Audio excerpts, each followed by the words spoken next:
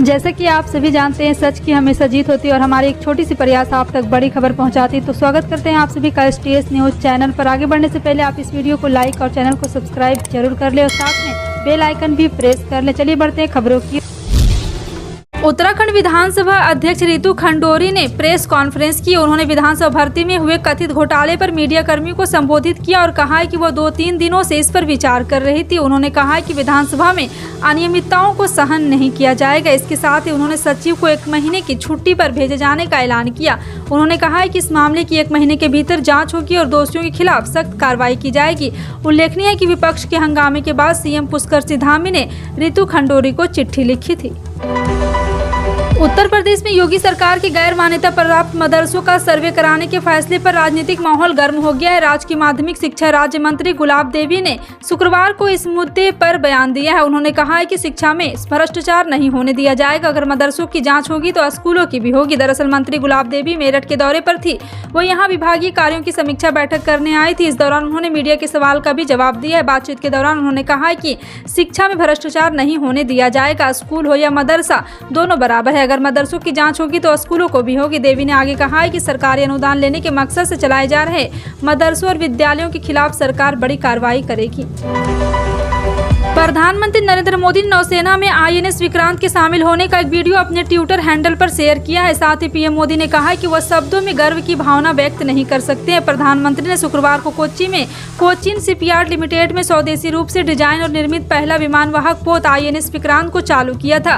INS Vikrant रक्षा क्षेत्र में आत्मनिर्भरता की दिशा से केंद्र सरकार का एक महत्वपूर्ण कदम है। INS विक्रांत की कमीशन का वीडियो अपने आधिकारिक ट्विटर अकाउंट से शेयर करते हुए प्रधानमंत्री मोदी ने लिखा है कि भारत के लिए एक ऐतिहासिक दिन, यानी कि INS विक्रांत पे जो कि गर्व की अनुभूति कर रहा था, उसे शब्दों में बयान नहीं किया जा सकता है। उपायुक्त शांतनु शर्मा ने कहा कि केंद्र व प्रदेश सरकार किसानों की आय बढ़ाने के लिए कृत संकल्प है, जिसके लिए सरकार की ओर से कृषि एवं किसान कल्याण के लिए अनेक योजनाएं क्रियान्वित की जा रही है। प्रदेश सरकार किसानों को खजूर की खेती के प्रति प्रोत्साहित करने के लिए 1,40,000 रुपये प्रति एकड़ की दर से अनुदान दे रही है, जिसका किसानों का लाभ उठाना चाहिए। उपायुक्त शांतनु शर्मा ने कहा है कि रेतीली जमीन से खजूर के पौधे बहुत जल्दी फल देते हैं। किसान खजूर के अलावा किन्नू, माल्टा, नींबू, बेर, अमरूद, अनार व खजूर इत्यादि लगाकर अपनी आर्थिक स्थिति मजबूत कर सकते हैं। इस योजना के तहत एक किसान अधिकतम 10 एकड़ तक अनुदान का लाभ ले सकता है। खजूर की बाजार में अच्छी डिमांड है। योजना का लाभ लेने के लिए फलचापरून और पंजीकरण होना जरूरी है। शिक्षा मंत्रालय भारत सरकार के द्वारा घोषित नई शिक्षा नीति 2020 के क्रियान्वयन की जिम्मेदारी विश्वविद्यालय अनुदान के आयोग व शिक्षा मंत्रालय के द्वारा इंदिरा गांधी राष्ट्रीय युक्त विश्वविद्यालय को दी गई है। इसके तहत संपूर्ण भारत के विश्वविद्यालय में कार्यरत लगभग 15 लाख शिक्षकों को नई शिक्षा नीति के विभिन्न पहलुओं पर उन्मुख होने की आवश्यकता है, जिसे देखते हुए इग्नू में 6 दिवसीय निःशुल्क राष्ट्रीय व्यावसायिक विकास कार्यक्रम विकसित करने का निर्णय लिया है। उक्त जानकारी देते हुए इग्नू के क्षेत्रीय केंद्र करनाल के निदेशक डॉक्टर धर्मपाल ने बताया कि यह कार्यक्रम UGC के अल्पकालिक फैकल्टी डेवलपमेंट प्रोग्राम के समक्ष होगा। बिहार में JDU और RJD की सरकार बनने के बाद से ही नीतीश कुमार की पार्टी को लगातार झटके लग रहे हैं। मणिपुर में JDU के 5 विधायक के BJP शासित राज्य की सरकार में शामिल होने के बाद पार्टी नेता और सांसद सुशील मोदी ने शनिवार को नीतीश कुमार को सीधी चेतावनी दी। उन्होंने कहा कि मणिपुर राज्य JDP को फ्री करेगा। जी हां, आपको बता दें कि मीडिया से बातचीत करते हुए सुशील मोदी ने विश्वास जताते हुए कहा कि BJP बिहार में जल्द ही महागठबंधन को तोड़ देगी। JDU, RJD और कांग्रेस ने मिलकर बिहार में एक गठबंधन किया था, जिसे महागठबंधन का नाम दिया गया है। गुजरात दौरे पर दिल्ली के मुख्यमंत्री अरविंद केजरीवाल ने शनिवार को गुजरात में भारतीय जनता पार्टी के कार्यकर्ताओं से सत्तारूढ़ दल में रहते हुए अपनी आम आदमी पार्टी में शामिल होने का आह्वान किया। अरविंद केजरीवाल ने कहा है कि भाजपा कार्यकर्ताओं को भाजपा से पैसे लेते रहना चाहिए, लेकिन आपके लिए अंदर से काम करना चाहिए। उन्होंने कहा कि राज्य में उनकी पार्टी के सत्ता में आने पर भाजपा कार्यकर्ताओं को उनके द्वारा लोगों से किए गए वादे पर लाभ होगा। अरविंद केजरीवाल ने कहा कि भाजपा के पन्ना, मुख, गाँवों, भूतों और तालुकाओं के कार्यकर्ता बड़ी संख्या में हमारे साथ जुड़े हुए हैं। जलवायु परिवर्तन आज मॉडर्न युग की एक कड़वी सच्चाई बन चुका है। जलवायु परिवर्तन को रोकने के लिए हमें बहुत से महत्वपूर्ण कदम उठाने की जरूरत है, जिसमें सबसे पहला कदम हमारी तरफ से वेस्ट मैनेजमेंट हो सकता है। इस कड़ी में गोरखपुर नगर निगम ने एक अनूठा प्रयास करने के जा रहा है, जिसमें शहर के गीले कचरे को प्रोसेस कर CNG में तब्दील करने के बारे में सोचा जा रहा है, जिससे शहर को कचरे के कुछ हिस्से से निजात मिल जाएगा और साथ ही साथ ईंधन की समस्या से निपटने में भी मदद मिलेगी। आपको बता दें कि गोरखपुर महानगर निकलने वाले गीले कचरे से बायो कंप्रेस्ड नेचुरल गैस यानी कि CNG प्लांट का भविष्य तय होगा।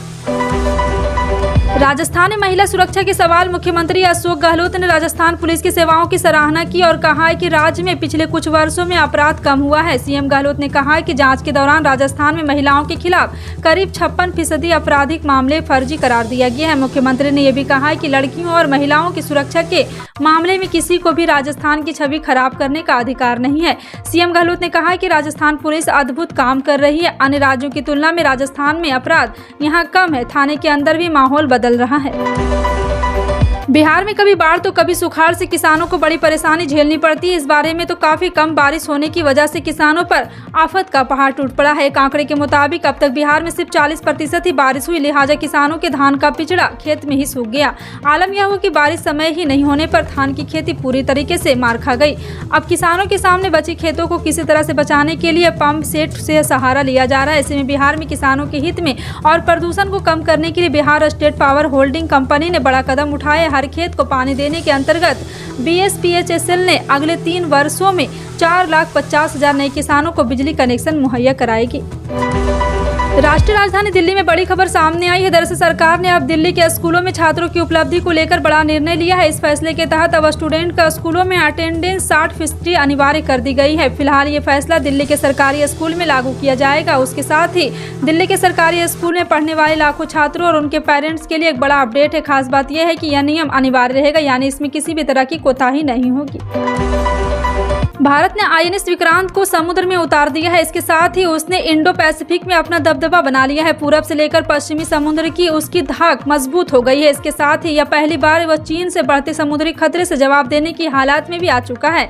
साथ ही उसने इंडो पैसिफिक में नेविगेशन की आज़ादी भी हासिल कर ली। असल में यह भारत के पहले CDS जनरल विपिन रावत के सपने को पूरा करने की तरफ बढ़ाया गया कदम भी है। भारतीय जनता पार्टी 2024 के लोकसभा चुनाव की तैयारी में जुट चुकी है। गुरुवार को पार्टी के राष्ट्रीय अध्यक्ष JP नड्डा ने महासचिव के साथ पार्टी मुख्यालय में बैठक की। इस बैठक में बूथों के मजबूत करने पर ध्यान केंद्रित किया गया है। आपको बता दें कि इसी साल मई महीने में भाजपा ने पार्टी के लिए 78,000 कमजोर बूथों की पहचान की थी। साथ ही फैसला किया गया था कि इनमें से प्रत्येक बूथ पर कम से कम 30 नए सदस्यों को पार्टी से जोड़ा जाएगा। मायके से पत्नी को वापस लाने के लिए तांत्रिक के पास गया शख्स। बेटी को सुयोग्य वर मिले, इसके लिए माता पिता हर जतन करते हैं। अपनी लाडली की शादी में हैसियत से ज्यादा खर्च करने की कोशिश भी करते हैं, मगर उन लोगों का क्या जिन्हें 2 वक्त की रोटी के लिए भी जद्दोजहद करनी पड़ती है। उन्हें के लिए अपनी लाडो की शादी करना मानो किसी सपने से सच जैसा है, यानी यकीनन ये सपना सच हो रहा है। प्रदेश के मुख्यमंत्री योगी आदित्यनाथ संकल्प के कारण गरीब बेटियों की शादी के लिए मुख्यमंत्री सामूहिक विवाह योजना के तहत बीते 5 साल में तकरीबन 2 लाख गरीब बेटियों की शादी कराई जा चुकी है। इसके साथ ही योगी सरकार बेटियों को उनका घर बसाने के लिए गृहस्थी की जरूरी सामान भी उपलब्ध करा रही है। 29 अगस्त को एक असफल प्रयास के बाद अंतरिक्ष एजेंसी नासा अपने आर्टेमिस 1 मिशन को लॉन्च करने के लिए एक और प्रयास करेगी। नासा अपने इस मून मिशन आर्टेमिस 1 को करीब 11:47 बजे लॉन्च करेगा। पिछले रविवार को लॉन्च करने के प्रयास के दौरान समस्या उत्पन्न हो गई थी, क्योंकि रॉकेट के 4 इंजनों में से एक पर्याप्त रूप से ठंडा नहीं हुआ था। उम्मीद है कि 5 दिन पहले प्रारंभिक उल्टी गिनती को विफल करने वाली इंजीनियरिंग समस्याओं का समाधान किया जाएगा। नासा का मून रॉकेट नासा के अपोलो कार्यक्रम के आधी सदी बाद चंद्र कक्षा में एक खाली चालक के दल के कैप्सूल को भेजने के लिए तैयार है, जिसने चंद्रमा पर 12 अंतरिक्ष यात्रियों को उतारा है।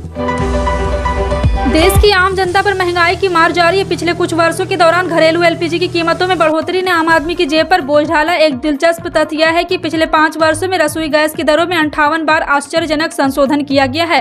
पेट्रोलियम मंत्रालय के आधिकारिक आंकड़ों के अनुसार 1 अप्रैल 2017 से 6 जुलाई 2022 के बीच LPG की कीमतों में 58 संशोधन के बाद 45% की वृद्धि हुई है।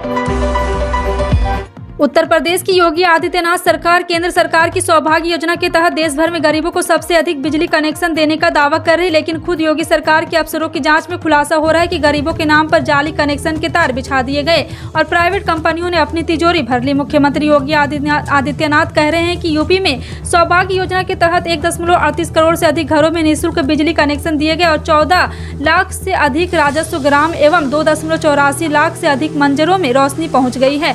लेकिन ऊर्जा निगम के चेयरमैन एम देवराज ने जब से इसका जांच किया है तो ऐसा कुछ भी सामने नहीं आया है। फिलहाल आपका इन सभी खबरों पर क्या कहना है कमेंट सेक्शन में टाइप करके जरूर बताएं। इसी तरह की पल पल की अपडेट जानने के लिए जुड़े रहें आप अपने NTS न्यूज चैनल से। मिलते हैं अगली बड़ी खबर में, तब तक के लिए जय हिंद।